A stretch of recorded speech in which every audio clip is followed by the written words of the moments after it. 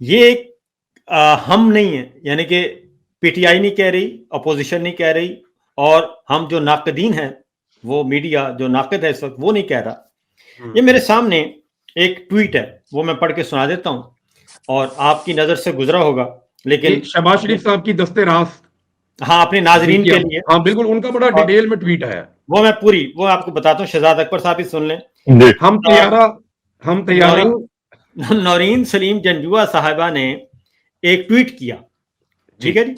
انہوں نے کہا کہ نوٹیفیکیشن کا شور مچا ہوا ہے، اس بارے میں جید صحافیوں میں سے کوئی مجھے بتائے کہ کیا جب 27ویں آئینی ترمیم میں واضح طور پر آرمی ایکٹ 1952 میں ترمیم ہوئی اور فیلڈ مارشل سید عاصم منیر کو چیف آف ڈیفنس فورسز کا عہدہ بھی دے دیا گیا، تو کیا ضروری ہے نوٹیفیکیشن وزیر اعظم دوبارہ جاری کریں؟ اب اس کا جواب نہ عمران نے دیا، نہ شہزاد صاحب آپ نے دیا، نہ میں نے دیا. یہ ہے جی اس کا جواب. اور شہباز شریف صاحب کہاں پہ، پہلے یہ بتا دیں آپ. شہباز شریف صاحب اس وقت لندن میں ہیں، بحرین گئے تھے، بحرین سے وہ لندن آ گئے. اب یہاں پہ ڈاکٹر شمع جنیجو جو کہ شہباز شریف صاحب کی کابینہ میں شامل ہیں اس وقت، وہ ٹویٹ دیتی ہیں، وہ کہتی ہیں ہاں، اسی کو ٹیگ کر کے جو پیچھے میں نے پڑھ کے سنا، وہ کہتی ہیں ہاں بے شک عہدہ قانونی ہے، لیکن اسے سنبھالنے کے لیے جو بھی افسر چارج لے گا اس کا نوٹیفیکیشن ہونا ضروری ہے کہ وہ کس تاریخ سے اس عہدے پر چارج لے رہا ہے اور کب تک وہ پوسٹنگ جاری رہے گی.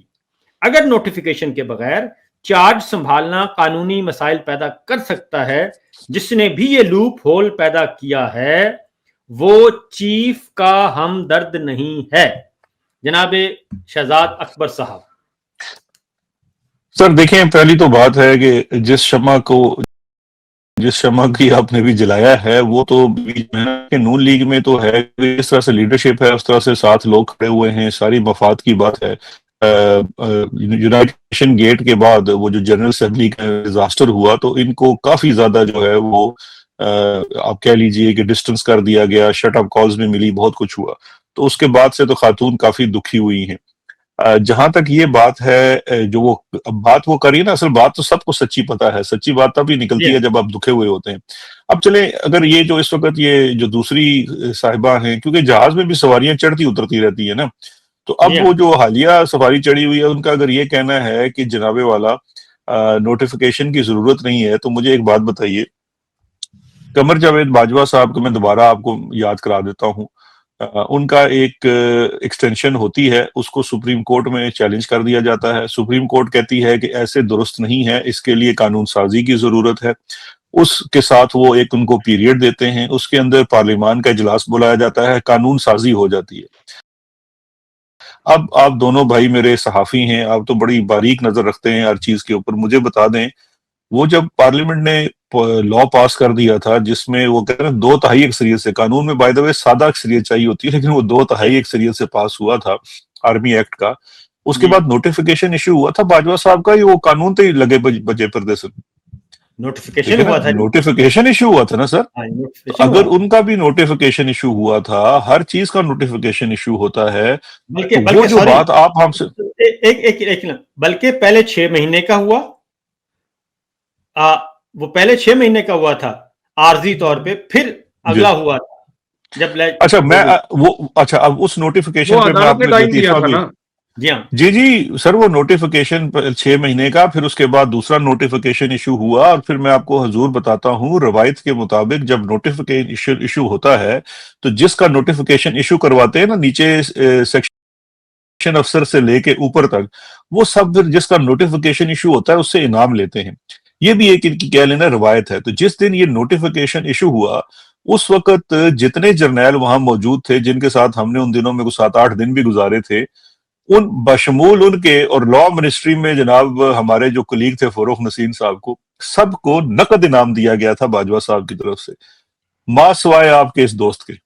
کیونکہ مجھے تو پتہ نہیں باجوہ، اچھا مجھے جب یہ ساری بات پتہ چلی تو میں نے اگلے دن ان سے تقاضا بھی کر دیا. میں نے کہا حضور والا، آپ کو ہماری کوئی کمی میں، ہماری کیا کہتے ہیں نا پرفارمنس میں کمی نظر آئی کہ آپ نے سب کو نقد انعام دیا اور آپ نے ہمیں نقد انعام نہیں دیا؟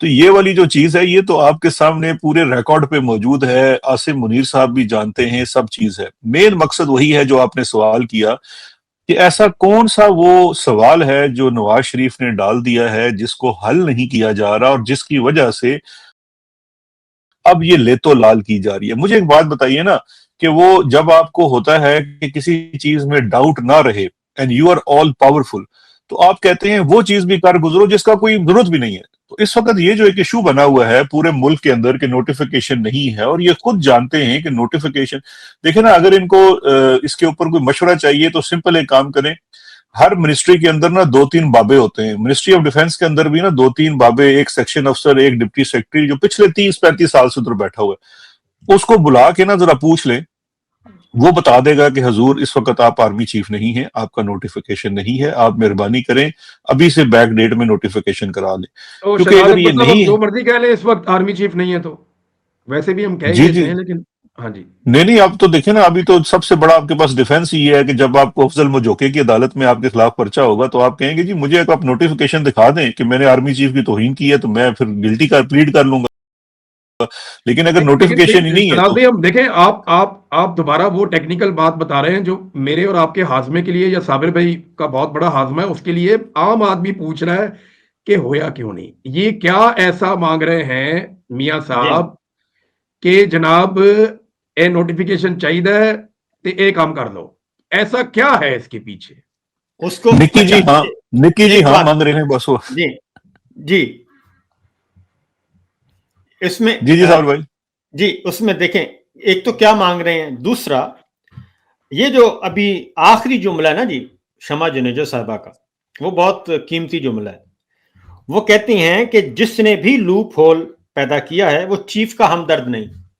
اب یہ 27ویں غیر آئینی ترمیم تو ساری کی ساری جیک برانچ میں تیار ہوئی ہے جی۔ یار یہ سارے جو انقلابی تھے یہ سارے اب چیف کے ہمدرد بن گئے، یہ سویلین سپرمیسی کے دعوے کرنے والے اب یہ جناب بھوٹوں والوں کو بتائیں گے کہ آپ کا کون ہمدرد ہے اور کون نہیں ہے۔ یہ عالم ہو گیا بھائی جان۔ تو شہزاد اکبر صاحب یہ کیا معاملہ ہے، ڈیمانڈ پہلے تو بتائیں نا، اس کو ذرا ہم اگر اس کے ساتھ لنک کر لیں۔ عمران خان صاحب ایک تو پابندی ہے قید تنہائی، اور وہ اور علیمہ خان صاحبہ نے آن دا ریکارڈ یہ بات کی ہے کہ انہیں 12 دن پہلے، آج سے 12 دن پہلے یہ بتا دیا گیا تھا کہ جب تک نوٹیفیکیشن نہیں ہوگا آپ کی ملاقات نہیں جی ہو سکتی۔ اس کے بعد آتے ہیں نواز شریف صاحب۔ نہیں تو نواز شریف صاحب، نوٹیفیکیشن عمران خان نے تو نہیں کرنا۔ ہاں جی، اب ذرا ٹائمنگ دیکھیں، نواز شریف صاحب کس دن آتے ہیں؟ تقریباً 8 فروری کے بعد وہ آتے ہیں، اس دن جس دن طاہر شمشاد مرزا صاحب گھر جا رہے ہیں، اور 26 نومبر کو 1 سال ہو گیا ہے۔ اس دن وہ جی آتے ہیں، پرچیاں لے کر آتے ہیں، پرچیاں دیکھ دیکھ کر پڑھ رہے ہیں وہ، اور پڑھ کر اپنی ڈیمانڈ لسٹ بھی بیان کر دیتے ہیں، اور ساتھ ہی ایک پہلے دن نواز شریف صاحب اپیئر ہوتے ہیں، وہ کہتے ہیں فتنہ ختم کریں۔ ادھر سے مریم صاحبہ آتی ہیں، فتنہ، D G I S P R کہتے ہیں فتنہ۔ معاملہ کیا ہے؟ ڈان لی کا کردار مت بھولیے گا، پرویز رشید بھی آ کر یہی بات دہراتا ہے۔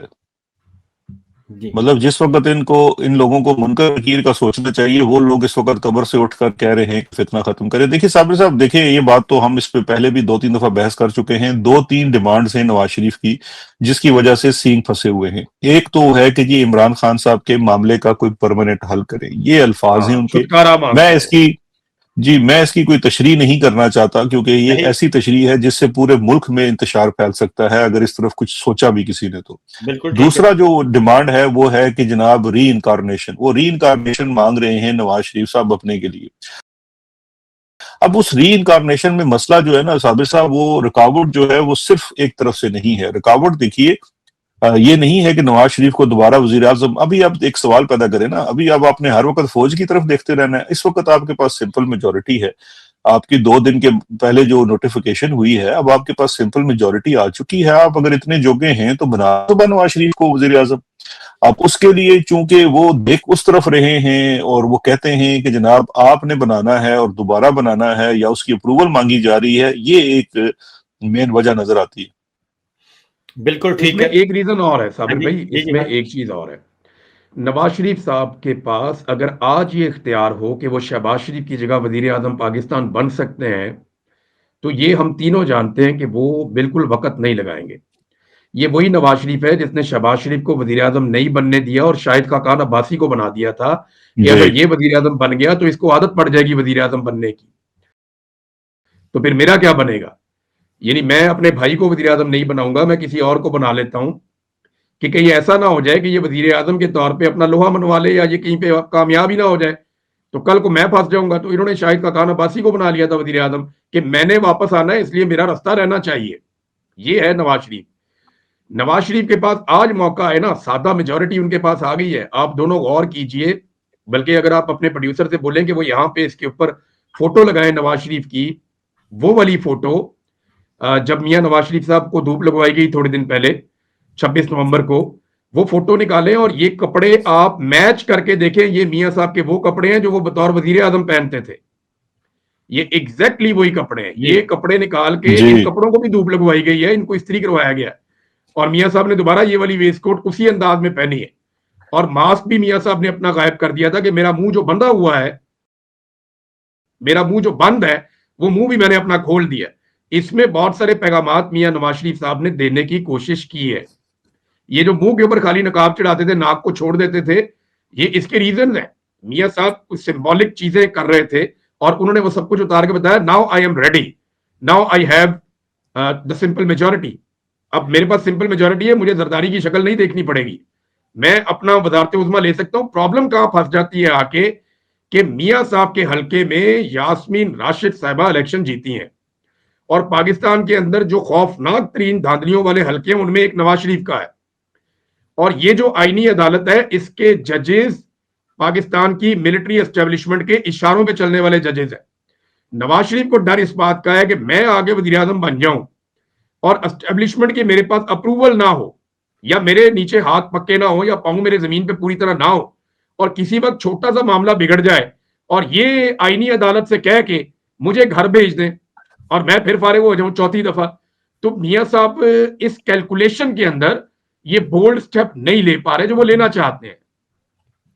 एक और बात शहजाद अकबर साहब, गिलानी साहब ये ऑन द रिकॉर्ड बात ला चुके हैं कि जनाब ये तो 50-50 का फार्मूला था कि वजीर आजम भी 50% आपका 50% हमारा होगा, यानी 2.5 साल जितनी भी मुद्दत होगी।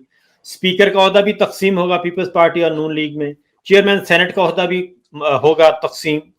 तो क्या इसी तरीके से फिर ऐवान सदर का ओहदा भी तकसीम होगा कि 2.5 साल रखेंगे? तो अगर उस फार्मूले को लेते हैं तो इसका मतलब है नवाज शरीफ साहब ये कहना चाह रहे हैं कि जनाब वो सारे फार्मूलाज एक साइड पे रखें, मुझे प्राइम मिनिस्टर बनाएं और मैं अब इंडिपेंडेंटली हुकूमत करूंगा और फिर मैं ही आके नोटिफिकेशन करूंगा चीफ ऑफ डिफेंस फोर्सेस का।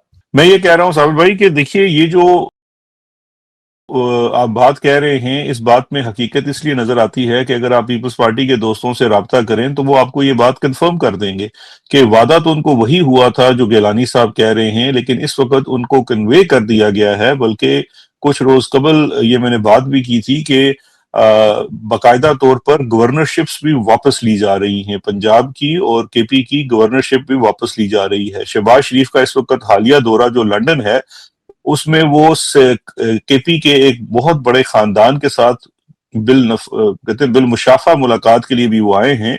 वो सैफुल्लाह को ऑन बोर्ड लेना चाह रहे हैं क्योंकि इन्होंने पहले कोशिश की थी शेरपाव वगैरह को अपने साथ मिलाने की, उन्होंने इनकार कर दिया।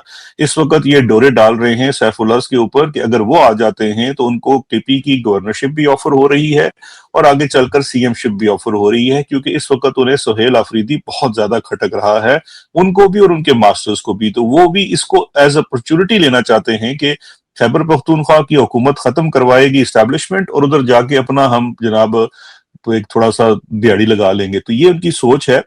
लेकिन जहां तक ये बात है कि अब वो ये कितना इस चीज से पीछे हट सकते हैं या नहीं, और उसी चक्कर में शहबाज शरीफ ने एक काम तो बड़ा अपने तौर पर बहुत अच्छा किया है, क्योंकि उसने जो खिदमत की है एस्टैब्लिशमेंट की, बल्कि आप ये देखिए कि हर मौके को उन्होंने इस्तेमाल किया है पीपल्स पार्टी को नुकरे लगाने के लिए। 27वीं आईनी तरमीम में जब बिलावल ने یہ کریڈٹ لینے کی کوشش کی بازار میں چاہ کے کہ جی میں نے دیکھے نا 27ویں آئینی ترمیم میں NFC بھی بچا لیا, صوبوں کو بھی بچا لیا, اور ہم جناب اپنی انڈیپینڈنس بھی رکھے ہوئے ہیں, اور اپنی ماں کا اور نانا کا اور باپ کا میں نے بدلہ بھی لے لیا جوڈیشری سے جو ہمارے ساتھ وہ زیادتی کرتے رہے. تو وہ سندھ میں بہت اترا کے چلتے ہیں اس بات کے اوپر. لیکن اسی چیز کو بنیاد بنا کر نون لیگ نے اسٹیبلشمنٹ کے سامنے اپنا پورا مقدمہ پیش کیا ہے کہ جناب ہم تو صبح 28ویں ترمیم جتنے صوبے بنانے ہیں بنا لیں, جتنی آپ نے NFC کا ریورسل کرنا ہے کریں, ہمیں کوئی اعتراض نہیں ہے. پیپلز پارٹی اپنے مادے سے مکر رہی ہے, لہٰذا یہ 2.5 سال والی ڈیل بھی آف ہے. اور اسی چکر میں انہوں نے ضمنی انتخابات کی صورت میں وہ جو اپنا نمبر گیم بھی ہے وہ سیٹ کر لیا ہے. تو یہ اس وقت ٹوٹل سیناریو جو ہے وہ بن رہا ہے. لیکن ہڈی وہیں پھنسی ہوئی ہے, نواز شریف کا دوبارہ وزیر اعظم بننا. اب ذرا اس کو تھوڑا سا آپ اس کو براڈلی دیکھیں نا, اس وقت مسئلہ یہ ہے کہ عہدے 2-3 ہیں, بندے امیدوار بہت ہیں. وزیر اعظم نواز شریف دوبارہ بننا چاہتا ہے, سب سے بڑی اس کے رستے میں رکاوٹ عاصم منیر نہیں ہے, عمران خان نہیں ہے, شہباز شریف ہے. اس کے بعد اور کسی حد تک مریم بھی ہے, کیونکہ مریم کو یہ پتا ہے کہ اگر میرے ابا جی واپس وزیر اعظم بن گئے تو انہوں نے پنگے پھر لینے, اور میری چلتی چلاتی جو CM شپ ہے وہ بھی فارغ ہوتی رہے گی. اچھا دوسری طرف اب اسی طرح سے جو 2-3 عہدے ہیں, ISI کا چیف ہے, نیا وائس چیف بننا ہے, یہ بھی, اور اس کے لیے بھی 20-25 امیدوار بیٹھے ہوئے ہیں. تو اس وقت راولپنڈی اسلام آباد میں یہ والی کھینچا تانی بہت زوروں پہ ہے.